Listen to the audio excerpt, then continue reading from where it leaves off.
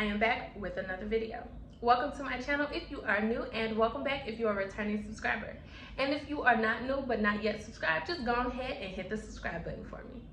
So you guys, happy Vlogmas! Now, I originally wasn't going to do Vlogmas, but I was convinced by a fellow YouTuber and friend in my head, Miss Shayla Deshay. So if she can hold down 2 channels while doing Vlogmas, I know I got it over here with the one. So today's video is going to be a little bit different because I thought it would be fun to start Vlogmas off with a good story time video. So today's video is not going to be pertaining to locks, but it's going to be a little personal video of my own. Now, before we get into today's video, I just want to start off with a toast. Here's to Vlogmas, guys. So today's video is going to be a story time on how I was once a part of a white sorority. Yes. Now, before we get into the video, I just want to put out a quick disclaimer. I am simply expressing my experiences. This video is not to encourage or discourage anyone from joining any sorority that they may choose to, that they may be interested in. So make your own decisions based on what works for you, and this is just my experience. So let's get into it. So it all started when I was a freshman in college. Now, I did not go to a HBCU. I went to a predominantly white institution, and where the sororities and fraternities were situated was kind of different. So for the white sororities and fraternities, they had houses directly on campus, and the people that were in those particular sororities, they would wear their letters and broadcast that they were in this organization all the time. Now, the Divine Nine were not on campus. There were no houses for the Divine Nine on campus, and they never wore their letters. You either knew it or you didn't. And they would only wear their letters if they were having some type of event going on. But other than that, I wouldn't see any of their letters.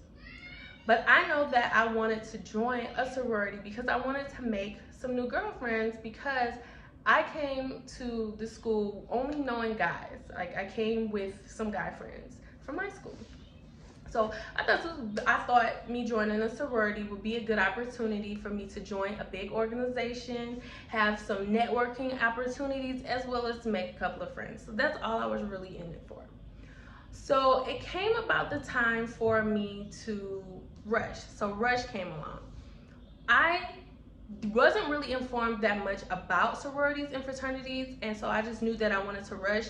And at this time, the white sororities and fraternities, they were having their big rush. So they were broadcast all over the campus, in the student union, in the dorms, on the little posts that we have outside. It was broadcast everywhere that they were doing their rush. And so I became interested.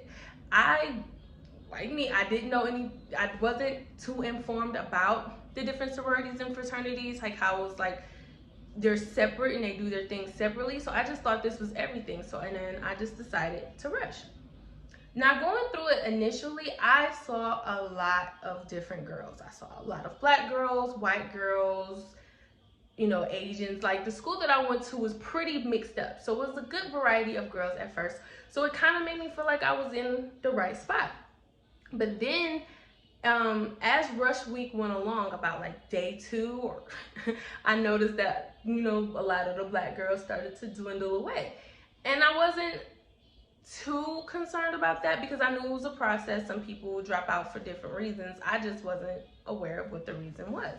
And it wasn't until I got to the point where it was the day before I got my bid, where I had one of my advisors actually tell me, like, hey, I understand that you're rushing and everything, but you know you're not rushing a Divine Nine.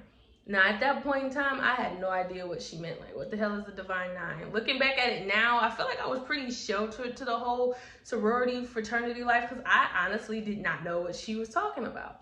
So I kind of asked her, like, hey, what are you talking about? She was like, you're going for fraternity, or you're rushing a sorority, but it's not a Divine Nine. It's not a black sorority that you're going to be getting into. This is going to be a white institution. Now, at that point in time, I was kind of already deep in it. Like I said, it was the day before I got my bid. So I was just like, you know what? It shouldn't be that bad. Let's just go ahead and see what happens. So fast forward, I got my bid and I got accepted into the fraternity or the sorority that shall remain nameless. So when I got into the sorority, initially on bid day, there were 8 of us. By the time we crossed, it was 4 of us. We had dropped down half our size because the girls weren't interested anymore, and it was a lot of comments going on. Now, my whole experience being in the sorority, at first, it started off good. It started off good. I really liked the girls. A lot of them were really cool, and everything was nice at first. But then things started to feel a little weird, a little awkward, a little forced, a little just not right. I started to feel a lot of out of place, and I noticed that at some of the events and things that the girls would want me to come to, I would go, but I would just feel like I'm there just because I was supposed to be there, not because it was something that I actually wanted to do. I did not enjoy being at a lot of the functions because it just felt weird to me. I noticed that when I got my letters and I started to wear my letters around campus, I got a lot of backlash from other Black girls who had been in Divine Nines or who were going to rush Divine Nines. They were just looking at me like I was a traitor, and that it just started to feel really awkward from outside and inside of the sorority. So I just got to a point where I just felt like I didn't want to do it anymore. I think I stayed in a sorority for about a year, and then I just decided that it wasn't for me. My reasoning for staying for so long is because I felt like I made a commitment. I wore these letters. I went through all the rituals and things that it took to get here. I'm gonna stick it out. But it just, as time went on, it just didn't seem to fit right anymore. It just seems like the girls in the sorority were more so all for themselves. It was all preached about sisterhood and togetherness and things like that. But when a lot of the girls that I've noticed, my grand big, she was dealing with some things, and it was just like every man for themselves. Nobody came together to help her, to encourage her, to uplift her. It was just no sisterhood in it for me. So after my grand big left, I decided that I was pretty much done with the situation. It just gotten to a point where everything felt like it was super forced. I think the thing that really put the nail in the head in it for me was that this particular sorority was not really popular on my campus. And in fact, on my campus, it was the worst sorority. I think by the time I left, the sorority actually didn't exist on campus anymore shortly after I left. I think a year or so after I left, they just were no longer there. When it got to the point where they had to bring in other members of the sorority as like the PR team to kind of rebrand the sorority's image on campus, having us have multiple events, kind of like begging for people to join, it kind of felt like at that point I had to go because it wasn't sincere. I've really started to get the feeling like it's not a sisterhood at all. There's no sisterhood at all. Everybody is just for themselves, and they want to make it seem as though they're doing everything for the sorority, but it was really for themselves and to make themselves look good. So it really got to the point where it was just like I already felt out of place anyway. But then for me to have to make other girls feel out of place as well, it just became to the point where I felt like I was being fake. Going to these particular events and having other girls ask me about my experience, and I just have to sit there and smile and kind of dig in the back of my brain to kind of pull something positive from this experience to tell these girls. It just kind of felt like it was forced, and I no longer wanted to be a part of it. So I decided to drop from the organization. I will say that to say this, although I decided to drop myself from the organization, I really enjoyed meeting some of the people that I did meet. My big was really cool, and my grand big were really cool. I'm not sure if you guys are familiar with sorority terms, but in the sorority, it's like you have your family. So like your big is sort of like your mother, and then your grand big is like your grandmother. And if your big was to take on more littles, then it'd be like your twin or your triplet and things like that. So my family lineage just so happens to be of all black girls. I was black, my big was black, my grand big was black, and then we pledged another line. My twin ended up being black. So I kind of felt like that was kind of segregated too, in a way.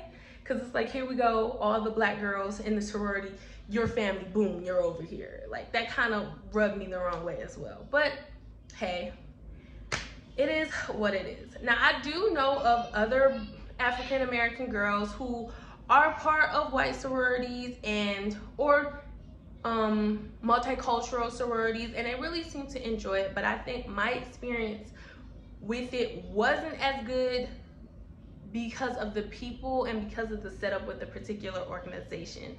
Now, it might have worked out for me a little different if the sorority as a whole was constructed different and they actually lived up to the values that they preached that the sorority was actually built upon. But unfortunately, my group of girls at the time, they did not. So they kind of made my experience really sour, and it made me regret even going through the whole process in the first place.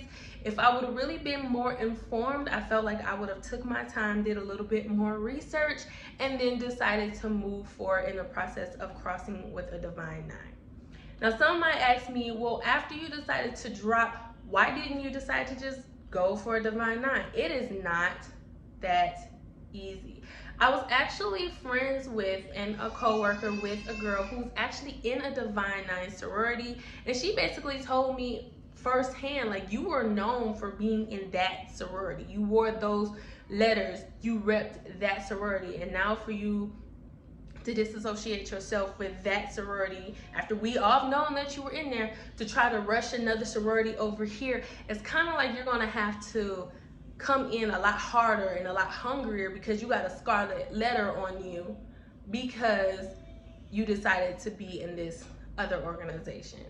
So instead of me just doing that, I didn't want to go through, I guess I was probably scared to see what that transition would look like, me going from one sorority to another, and I didn't want it to seem as though I was flip-floppy, wishy-washy with it. So I just decided not to join another sorority. But I kind of wish that I would have been a little bit more informed so that I wouldn't have put myself in that position in the first place. Well, that's all I have for today's video, you guys. If you guys have any questions, please be sure to leave them down below. Please like, comment, and subscribe, and I will catch you guys in the next video.